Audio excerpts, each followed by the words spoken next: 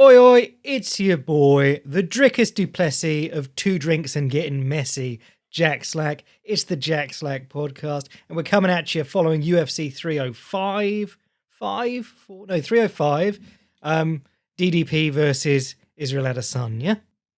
And it wasn't bad. I thought it was pretty good. I did have a moan on the boycast about how no one seemed to be talking about it. They weren't really giving it any marketing. But then that was the choice. You either had to do the weird colonization of Africa race stuff, or you could just have Dana White go on a load of podcasts and talk about Power Slap and John Jones while basically ignoring this fight. But then, at the end of the fight, both guys did that look to the camera and, we were just hyping a fight. We're not really here to have an awkward conversation about colonization of Africa. In fact, Drickus du Plessis was trying to touch gloves at the end of every round, and Israel Adesanya wasn't having it. But I actually really enjoyed this fight. I had a lot of fun. I think we're all having a good laugh about Drickus du Plessis fighting like just the most comedic sort of fighting style you've ever seen. Taking little run-ups, starting with like a diddle-diddle on the spot, like a Hanna-Barbera cartoon when they're about to start running. But he's tricky. And there's some stuff that you can point at and say that makes him tricky. And I think that's as good as pointing at someone's good technique and saying, yeah, look, he's developed this. The way that he does this is very clever because it reduces the telegraph and stuff. And we're all about habits here. I'm not saying start training like the things I'm going to point out about Drickus du Plessis, but I am saying that they make him weird and difficult. But we'll be getting all into the weeds about that sort of stuff. And also just that I enjoyed the fight a lot, generally. There was some other good stuff on this card. Prelims weren't great, but the main card was pretty good, minus the heavyweights. But we'll start today with my positive combat sports story of the week. And this is going to flow over into the boycast this week because if you didn't know, Abu Dhabi Combat Club, the World Championships of no-gi grappling, has been since 1998. It's the best thing going. Except that this year it wasn't. And they book it one weekend every 2 years. You get to see all the best grapplers in the world compete for the absolute title. But my boy, the cheeky scamp Craig Jones, he pointed out that they're booking bigger and bigger arenas every year. And the prize money hasn't changed since like 1998. It's still $10,000 for the best men and $5,000 for the best women. So he set up this event called the Craig Jones Invitational with money from some wealthy backer. And he put 2 tournaments, 2 $1 million prizes. Every competitor gets $10,001 to compete, which I thought was hilariously petty and effective. So a load of the guys who were supposed to be in the ADCC tournament pulled out and went to Craig Jones Invitational. That could have been a disaster. All it took was like a bad stream, them having problems setting up the event and stuff, because event organization is hard. That's why Mo Jassim's been doing ADCC for however many years, because he does it fairly competently. But man, I'm not going to say it went off without a hitch, the Craig Jones Invitational, but this thing was brilliantly run. Very little downtime, one match at a time, because they didn't have multiple divisions going on at once. They just had one match at a time in their big pit. The pit is a revelation. I was so skeptical on this going in. They're using the pit from Karate Combat, but they're calling it the alley, as in we're going to fight in the alley, or look at those 2 homeless people blowing each other in the alley. But I'd seen the Yama 10, 15 years ago, whenever that was. Yama pit fighting. They had an MMA tournament in a pit, and all that happened was the best wrestler in the tournament pushed the other fighter back. They stumbled and fell on their bum, and because they were on a slant, they couldn't wall walk. But this isn't MMA. We want the fights on the ground. So guys were getting run into the slope, and you can't stand up on the slope, but you do slide down onto the mat. It's perfect, because people have been bringing in like the get down rule in no-gi grappling to try and make something happen. If guys are just spending too long on the feet, they say get down, and I think sometimes they do a coin toss, and one guy gets butterfly hooks and underhooks, and the other guy is on top and has to come down to his knees. And it's putting a band-aid, it's putting a plaster on something that's just fundamentally broken. But with the pit, it fixes that, and it also fixes the enormous problem of people running out of the area. Which happens every year at ADCC, and they have to continue on like a wood floor at the trials or smash into the desks. And everyone, like, there's about 3 people in the world who go, that's so cool, that's so hardcore. And everyone else goes, no, that's stupid, actually. And the pit removes all of that. Weren't a lot of cool things like people running up the side of the pit. That didn't really work that much. There were a couple of cool things. William Taggart was trying to take this giant lad's back, João Rocha, and João Rocha did what Volkanovski did against Islam Makhachev. He just leaned over onto the pit and he put his hands out onto the pit. You know, Volkanovski leaned with his head on the fence so that Makhachev couldn't push him forwards, couldn't step around the side and push him forwards in his classic mat return. And Volkanovski's head and chest were so far forward of his hips that Makhachev would have to like give himself a hernia to try and lift him backwards. So João Rocha did that against William Taggart, and William Taggart kept a hold of his back body lock and ran up the ramp and jumped on his back. It was great. You had Luke Rockhold, and everyone was cheering for him because everyone loves post-career Luke Rockhold. But yeah, man, the quality of the matches was so high. The quality of the production was so high. They had 1 million viewers and like 130,000 concurrent, simultaneous viewers. It absolutely brought the house down. If you haven't seen it, it's free on YouTube. They streamed both days on the B Team's YouTube channel. Just go to live under the B Team YouTube channel because it can be hard to find it through the search, which is a little bit annoying. But I think the really interesting thing is that like there was sort of it's a protest event. How are you going to do that again? Have $2 million prizes? And the truth is that BJJ is the sport of tech bros. Tech bros love grappling. CEOs and 40, 50-year-old men who are getting really into lifting weights and trying to get jacked because they weren't when they were young are really into grappling. And that's how the first ADCC started. It was a sheikh who was getting, I think, private lessons off either Henzo or Hoyler Gracie, was like, I want to find out who the best grappler in the world is, and I'm doing my own tournament. So you could always find someone to fund this shit.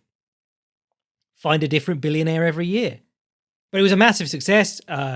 It hurt ADCC's quality because, I mean, there are still lots of great grapplers around, but a lot of the best grapplers weren't there. I think the argument was, ADCC was trying to make the argument that the UFC does. That's like, people won't care if you don't fight in the UFC. You go somewhere else. See how that works for you. And it didn't work out like that. They still had Gordon Ryan doing 2 super fights, but nobody's ever cared about super fights at ADCC. People care about the tournaments between the best grapplers in the world. So when Gordon Ryan's running through a tournament of the best grapplers in the world, you're like, oh my God, that's amazing. When Gordon Ryan's jerking off Felipe Pena's head for 20 minutes, when Felipe Pena's already been in the tournament that day, that's not really that impressive. So yes, massive weekend for grappling, especially massive weekend for the Craig Jones Invitational. Hilarious event. He had a match with Gabby Garcia. He got Gabby Garcia over, and people have never wanted to like Gabby Garcia because she's massive and basically just shoved girls around.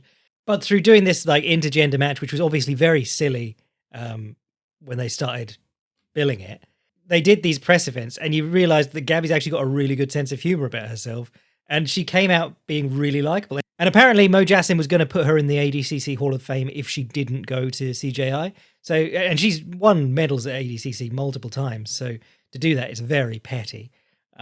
So respect to her. I mean, I suspect she got more money to turn up here instead of at ADCC, but to give up like your legacy in the thing that you were best at is really something. So go watch it. CJI, brilliant, on YouTube, free. And if you need specific matches to watch, Tackett versus Ruotolo, Tackett versus Nicky Ryan, any Andrew Tackett match, really. William Tackett versus João Rocha was fantastic. Nicky Rod's performance was fantastic. There's so much. We're going to talk about it all on the Boycast because it's really in the weeds stuff. I'll probably write some articles about it in the coming days because there was so much cool technique on display, and also just people discovering what will become the meta for using the walls. Anyway, let's talk about UFC 305. Started the main event. Dricus du Plessis versus Israel Adesanya. Very smooth, sophisticated striker versus the Bonk Man. And do you know what? I thought there was a lot to like about both men's performances. I thought Israel Adesanya looked more aggressive than he has in a while. His volume looked to my eye like he did more. Haven't looked at the stats. I love that as the fight progressed, he went to the body more. You don't often see... You always see him kick the body, especially his left teep. He likes to inside low kick with his left leg, step back to southpaw, and then front kick you in the body with his left leg. You always see him go southpaw and throw the left round kick to the body, but you don't see him throwing both hands to the body very often. and he was really committing to smashing the body in this one, certainly in the second, third round. Du Plessis, very disciplined, keeping his guard high, which you saw a lot of the times in this fight when he hit Adesanya clean. Adesanya jabbed and hit him basically in the forehead because Dricus du Plessis had both hands up on his head high and his chin down. So any punch that hit him in the middle was basically just his forehead. There wasn't a lot to hit. And if he felt it, he threw his right hand back over the top. And he landed a good few punches on Adesanya like that were hard enough to make Adesanya reconsider and go for a little jog around the cage. I think something very interesting about Dricus du Plessis' game, I was taking out the clips of this because I thought I'll save this for if I want to do a Dricus du Plessis article before his next fight, because I've noticed some interesting trends in him now and habits. Once you get over the ugliness of it and you start saying, what does he do regularly? What is he not like? He's not lucking into these wins. As ugly as it is, he's doing some things consistently. So you've got to look at that and go well, what is he doing? But the thing that I noticed against Till and Whittaker, his left leg. I don't know if I noticed this against Solditch. That was quite a long time ago, so I'd have to go back and look at those, see how he's developed. But his left leg is so much more dexterous than every other strike he has. If you watch his fights with Whittaker, well, Whittaker particularly, but Whittaker, Till, guys who have a lot of speed on him on the feet, and you're going well, how's he going to keep up? His left leg is a fantastic point scorer. It's like he doesn't have any other outfighting weapons. It's just the left leg. So he's got a step-up left low kick, inside, outside, whichever leg you got forward. Step-up left kick to the body. This fight, he was looking to fade back and throw left high kick every time that Izzy jabbed at him. He cross-checked a kick and then stamped on the standing leg at one point with the same leg. He ran Izzy back to the fence, went southpaw while he was marching, and then threw a back kick with his left leg, which is something that Cameron Simon did against Peyton Talbot, which I really liked. But yeah, his left leg was money in this fight. And I think its role is very important because it stops him from falling so far behind. Because if he was just covering up, because a lot of this fight he was covering up when Izzy jabbed and so on. If he was just doing that, he would be getting further and further in a hole by using the left kick to attack the legs, to throw it upstairs and keep Izzy honest. He actually got some good strikes off. And he was able to build off it. There was one where he threw when he went backwards with that left high kick at one point, Izzy came back in with a jab and he threw the right hand across the top and cracked him clean. Izzy got to work taking apart that high guard in the third and fourth round, second and third rounds really well. If you notice both stances, because Izzy plays out of both stances he did really well, attacking with a combination, maybe a high kick and then a left straight from southpaw or something. But his lead hand would drop low, and then he'd throw an uppercut with the lead hand. And the lead hand uppercut is a tricky punch to find openings for because you have to stand very close to do it. You can throw it quite long, like an up jab, where you're extending it towards the opponent, but to land it upwards like an uppercut, you have to be quite close to the opponent and sort of on top of them.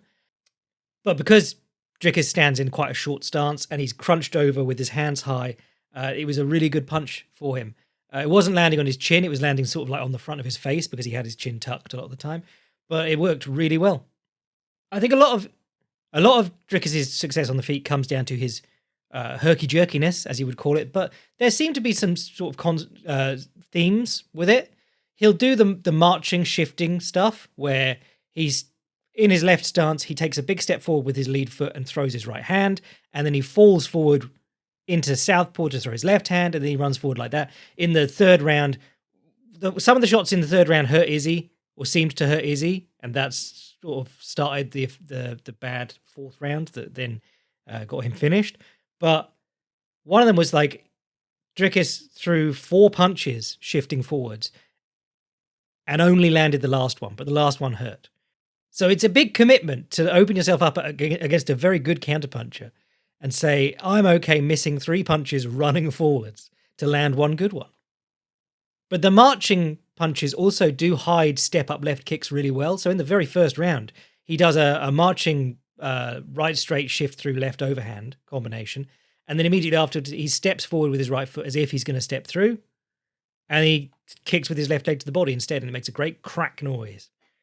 And all the kickboxing Muay Thai heads went, ooh-wee. Is it ooh-wee or ooh-wee? I've heard both. I suspect it doesn't mean anything, like us, which apparently doesn't mean anything. It's a chant from the Navy. The other really interesting look which fits in with an article I wrote a while ago for the Patreon boys. It's part of my Advanced Striking 2.0 series. It's about Mantequilla, Jose Napoles, or Jose Napoles. No, Jose, he's Cuban, so that would be Spanish. Yes. They called him Mantequilla, which means butter, because he was smooth. If you go watch some highlights of Mantequilla, he's so much fun. M-A-N...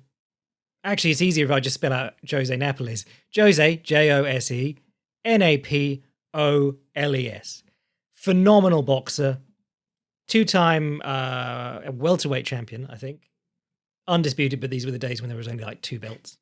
But the way he moves is absolutely beautiful.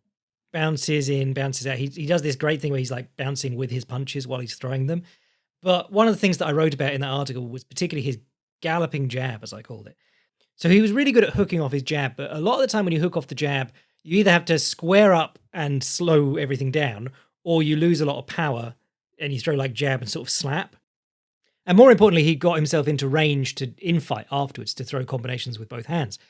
And what he was doing was, as he jabbed from his quite long stance, sort of leaning over the lead leg, he'd pull his rear foot up underneath him. So where you would jab sort of like a fencer's thrust normally, your left hand and left foot would go forward together.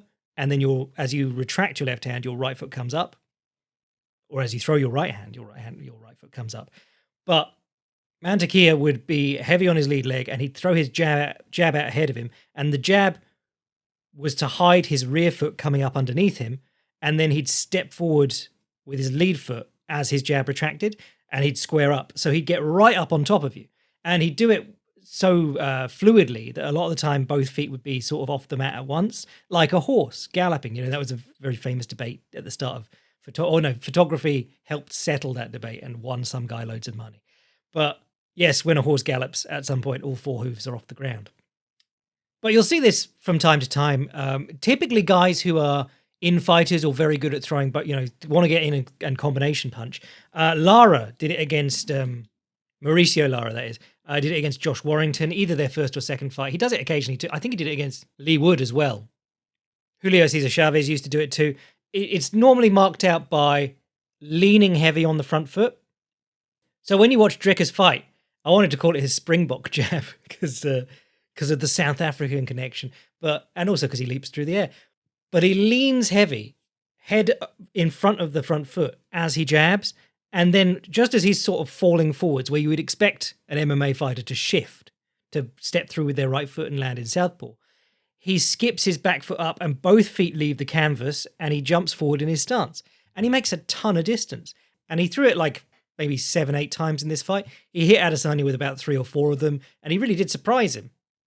It's a very weird move, but it looks like trash because Drickus is doing it. But I'm telling you, like Mauricio Lara, Julio Cesar Chavez, Mantequilla all did variations of it that if you look at them and you're really strict and you go like, that's terrible boxing form because you're moving your back foot like up underneath you and you're leaping through the air. But they used it very well. And Drickus used it decently in this fight. The other stuff is that like he throws himself forward behind his head, and it does make it so that he can crash into the guy's chest and wrap his hands around the back of their hamstrings and fall on them and get those takedowns. But it also sort of facilitates headbutts. It's kind of risky. But it also means that like guys' hands come down. You know, I was thinking of like the comparison with Rocky Marciano earlier, because Rocky Marciano had ugly technique. He was all heart and power and strength. You know, they're different things, strength and power, but he used to sap on people and move them around and lean on them.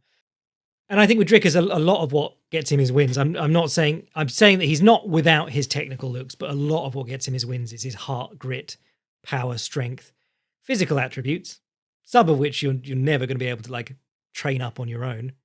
But Marciano too, he would just like smash his head into people's chests, start infighting, and then every time he's like dived in towards their chest out in the open, their hands would drop. And he had this move that some people called the blind right. It was like a big overhand, but he'd move in like he was going to kiss your belly button first. Head in and then right hand across the top, knock you out. And if he didn't knock you out, he was in fighting range after that.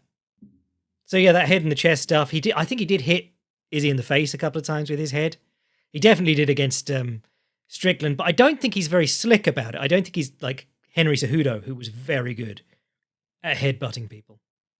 If you watch Cejudo's fights with Benavidez, even the Dillashaw one, he tries it. I think it was sort of hidden by the camera angle. You can't tell whether it connects or not, but he always does this thing where both hands come up, he ducks down, and he points the top of his head right where your chin's going to go if you run in. And is what Evander Holyfield did to Mike Tyson in the fight where he bit his ear. But with Dricus, it doesn't seem like that because he headbutted Sean Strickland in the hip. And it's like, who's aiming to headbutt someone in the hip? You're more likely to hurt your neck doing that. If you've ever stinged someone on a double leg where you just smacked your head backwards or your neck backwards, it sucks. Dricus' grappling looked great. I mean, he looked really strong like he always does. He got the Dagestani quarter mount / Dagestani handcuff, did a little bit of that, kept trying to get on the back.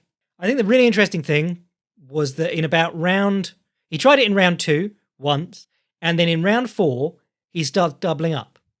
He doubles up his jab, he doubles up his right hand. At one point, he throws a right hand and then back fists off it and steps through with his left hand. And that really throws Adesanya.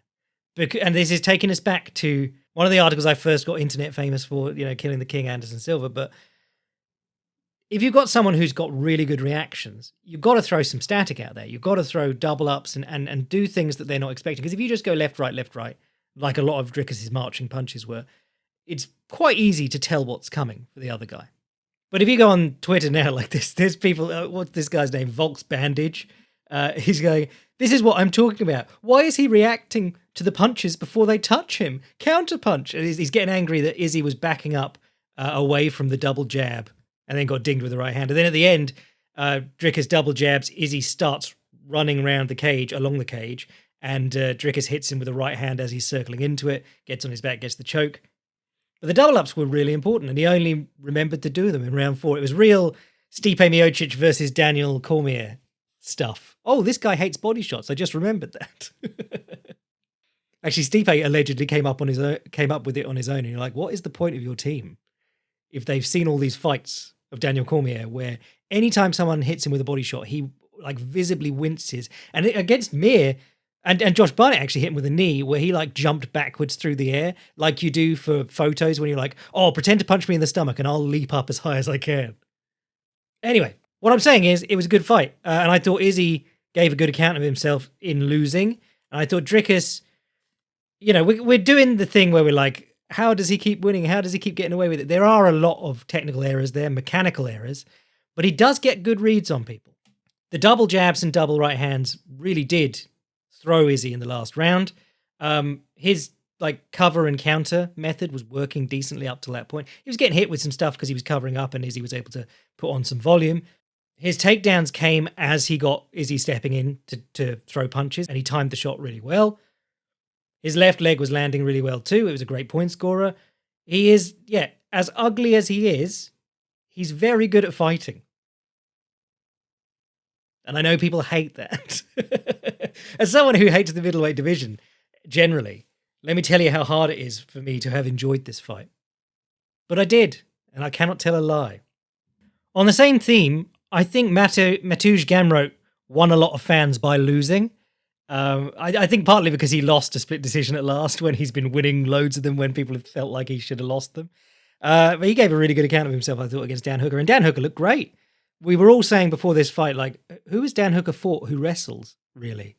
It's been Islam, who he threw a kick and immediately got taken down off the kick. It was like, he didn't even get to see how his wrestling was because he threw a low kick as Islam Makhachev was standing on top of him and just got bundled over. Which, you can't blame Islam Makhachev for. He's not there to go right, stand up, we'll do that properly. We're going to have a wrestle now. No, you take the freebies. But who else did he fought who wrestles? Like Chandler, and Chandler was in exciting mood for some reason. Actually, Chandler generally is in exciting mood for round 1. It's only after that he's like, right, it's closed guard along the fence time. But I think my preview on this was pretty spot on, because I said hypothetical game plan for Hooker, stay long with the straight punches. I would love to see him get to the front kick to the body because that drains people, and certainly against a strong wrestler, you want them to be slow in round 3. If you've lost the first 2 rounds, at least you've got a good chance of catching up to them and stopping them. But I said, probably don't do that in round 1 because Mateusz Gamrot will just parry it and try and take you down off it. And Dan Hooker came out and landed about 5 or 6 of these, and I was like, oh man, he's going for it, and he's not getting them caught. And then one got caught and he got taken down. It's like every successful takedown attempt subsequent to that was off a Dan Hooker front kick getting parried or caught. But Hooker, unexpectedly, amazing at getting up. Got up every single time. That is partly because Mateusz Gamrot isn't the best at controlling people. Incredible pace, shoots a million takedowns around, finishes them in the most labour-intensive way, but does lose people on the ground quite a lot. Mateusz Gamrot likes a head-outside single, and we like a head-outside single, but the reason that he likes them probably is the reason that Khabib and his team used to do them, because if you shoot with your head on the outside of the lead leg, you're not going to get kneed in the head or hit with the rear uppercut, normally, unless they really bring it tight across themselves. Dan Hooker, very good knees if you duck your head. He got Ross Pearson like that. He got a few other guys like that. Did he get Joe Duffy? Someone got Joe Duffy like that. And Joe Duffy got a load of people like that. He got after he got his. But yeah, day one stuff. If you come from like a traditional martial arts background and you see a double leg, you go, I'm going to knee them. And some guys get good at timing the knee. So Gamrot shoots with his head on the outside, but Dan Hooker has a very good guillotine. They don't call him the hangman for nothing. And if you saw when Gamrot shot his first head outside single, Hooker punched all the way through so that his elbow, like the crook of his elbow, was on Gamrot's Adam's apple. We were talking about high-risk guillotines the other week with my CJI preview. We were talking about the beautiful one Joseph Chen finished in the trials. But it's basically where you get like a rear naked choke, but from the front. So they're in the V of your bicep, and your forearm and bicep are squeezing both sides of their neck. And Gamrot, every time he shot this head outside single, Hooker would grab the head like that, and Gamrot would have to do like a roll to his back, gator roll to his back and all the way through. And then he'd come up on a single with his head on the inside and try and finish the cutback. But it was a very scrambly match on the ground. On the feet, I loved that Gamrot was going for it. And I loved that he was throwing more than two punches, because he has this, historically, he has been 1-2, switch stances, 1-2, switch stances, 1-2, just the 1-2 out of both stances. And it's so annoying to watch him do it and get outpointed by people and then win a split decision.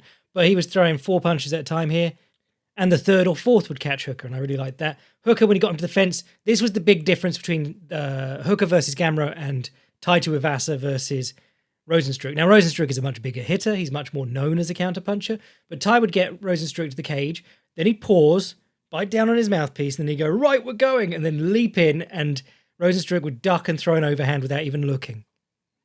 And hit him. Whereas Hooker was crowding up on Gamrot. Even with the threat of the takedown, he was getting right up in his grill. And by the end of the third round, he was attacking the body, which I love, especially if you've got a guy along the fence who's going to try and move their head and duck under your punches. Because if they duck your left hook when they're along the cage, they're out. They're gone.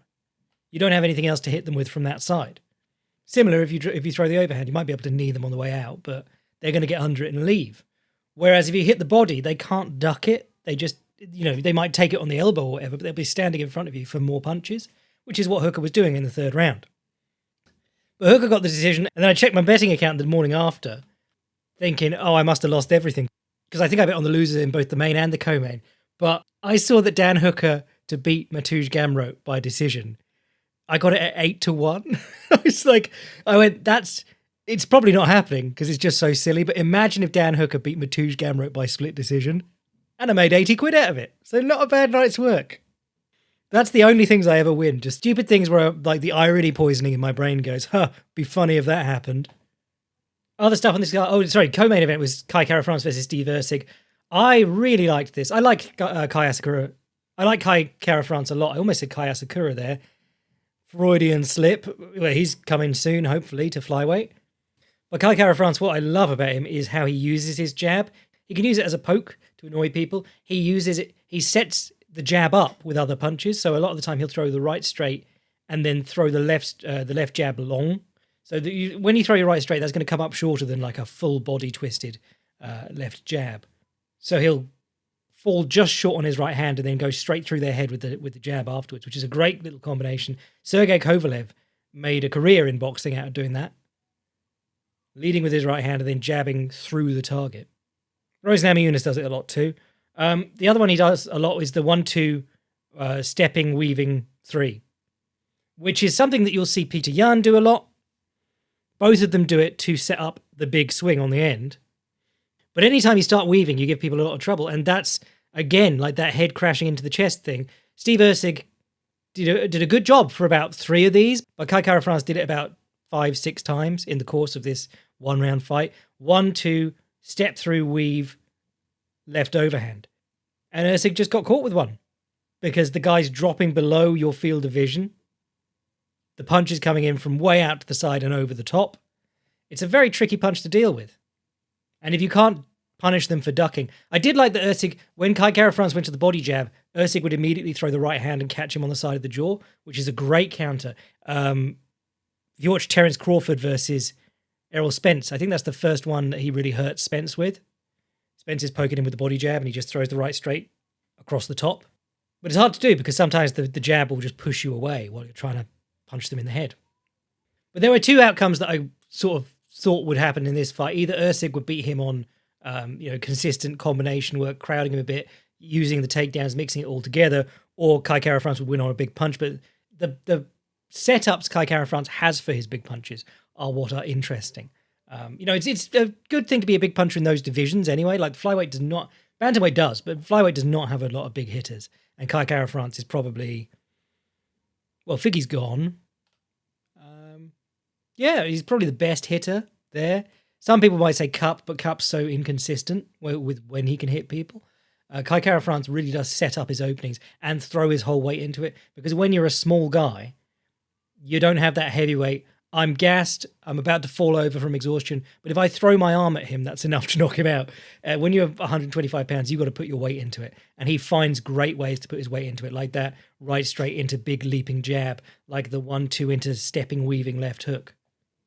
Body jab overhand, love that one as well. Yeah, he's a fun fucking fighter. It is rough for Usyk because he's a bit like, they should call him Kid Icarus now, because he flew right next to the sun, came this close to beating Pantoja for the title in a fight that we all think he was put into far too early. And then he fought a really good contender and got smoked, immediately afterwards. Would say he didn't attempt any takedowns. You get 5 minutes into the fight, or almost 5 minutes into the fight, and he wasn't at all trying to leverage his roundedness against Kai Kara-France.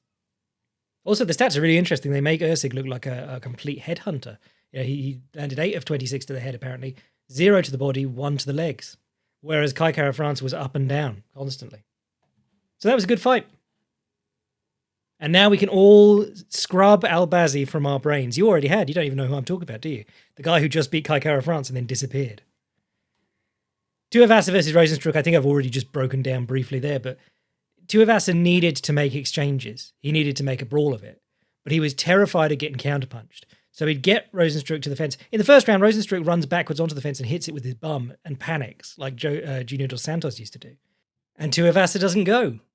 And then when he starts going in the second and third round, it's like he gets him to the fence and then he goes, all right, here we go, and runs at him and swings at his head. And Rozenstruik does the biggest duck you've ever seen, with the biggest overhand at the same time, not looking at him, completely blind, and he still hits him. There's a real art to, there's an art to getting someone to the fence. There's an art to taking advantage of that as well. You've got to be able to put pressure on people and say, am I going to hit you? Am I going to hit you? So that they don't just, like MVP, when people put him on the fence, he stands there waiting to try and jump up and flying knee them. It's like, that shouldn't work. You should be like, he should be jumping at thin air and then freaking out and stop jumping. You got to feint, you got to fake, you got to hit the body, you got to kick the legs. And then you got to step in and swang and bang once you've diffused that danger a little bit.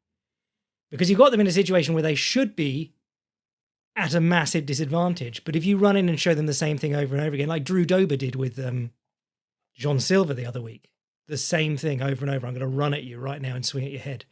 And just got countered every time. Carlos Prates looked incredibly quick against Li Jingliang. I liked that the Leech came out low kicking, step up inside low kick, didn't really build off it, and then it got checked a couple of times and he was like, I'm not doing that anymore. But the thing that it was Prates' speed that was incredible in this fight. It was the length of he's standing southpaw, he's throwing a southpaw overhand, naked, from a mile away, and he's still getting to Lee's chin before Lee knows what's happening. But this lad has looked great. He's looked better every time I've seen him. I love his kicks. I love his. I'm not super pro leading with the rear hand naked wide all the time. But his boxing does look like he knows what he's doing defensively. There was a great one where he slipped a punch leaning outside Lee's shoulder, and then he shoulder rolled another punch as he pivoted round. And I was going, well, okay, this guy knows how to slip punches.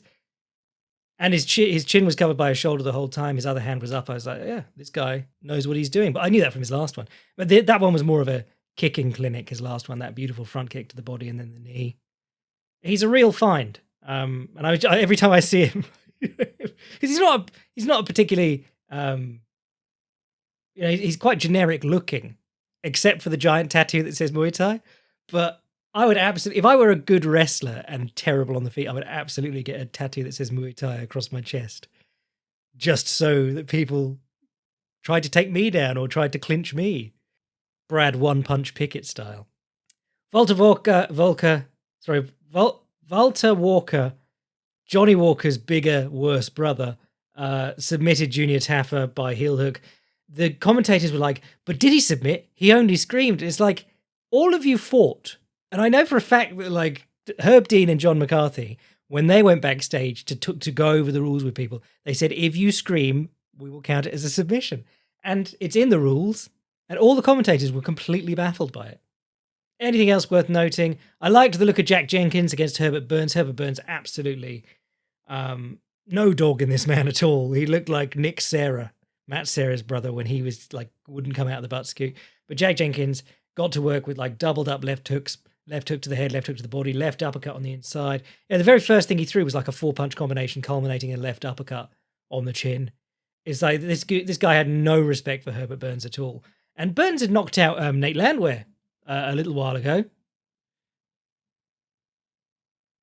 Okay, 5 years ago. Never mind. January 2020, he knocked out Nate Landwehr. But yeah, he was a decently athletic guy with a jiu-jitsu background. Had a bad run, had a lot of injuries. But like Bill Algeo basically broke him by exhaustion back in 2022. And he's been finished in every fight since. In fact, he was finished by Daniel Pineda before that as well. So he's on a 4-fight loss finishing streak, or finished streak, coming off a 5-fight win finishing streak, which is like, we're like a glass cannon, but you're not going to hang around long at featherweight being that. You know, if you were, one of the wonderful things about being a big guy is that you get the luxury, especially like light heavyweight, you get the luxury of being able to like lose 4 in a row by getting chinned in the first minute and then win one excitingly. And they go, let's extend your contract for 10 fights. If you're in the lighter weight classes where there is just abundant talent, that does not cut it. That won't cut it, I'm afraid. And that was about it, I think, for good stuff from that card. Aside from Casey O'Neill's celebration, Tom Nolan versus Alex, he got this is like a surging prospect against a gimme.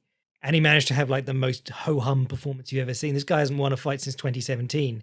And Tom Nolan, just about beat him.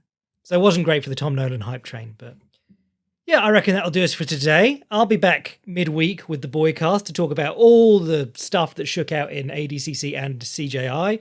I'll also be talking about this upcoming UFC event this weekend. There's an upcoming PFL as well with Brendan Loughnane, which we always love. Oh, there's a KSW, which I probably won't do anything about. And if there's anything else going on, we'll talk about that too. And I also may start writing things about various cool things that I saw in the CJI and the ADCC. Maybe start with something on like how the pit was used and how it defied my expectations, which were very negative going in. So sign up to the Patreon to see that stuff and support the podcast. If you want to see what I'm writing anytime, fightprimer.com, including my Craig Jones Invitational preview that I put out. And if you want to send an email to the podcast, jackslackpodcast@gmail.com. I'm your boy, Jack Slack. Dunkus Plunkus Bless.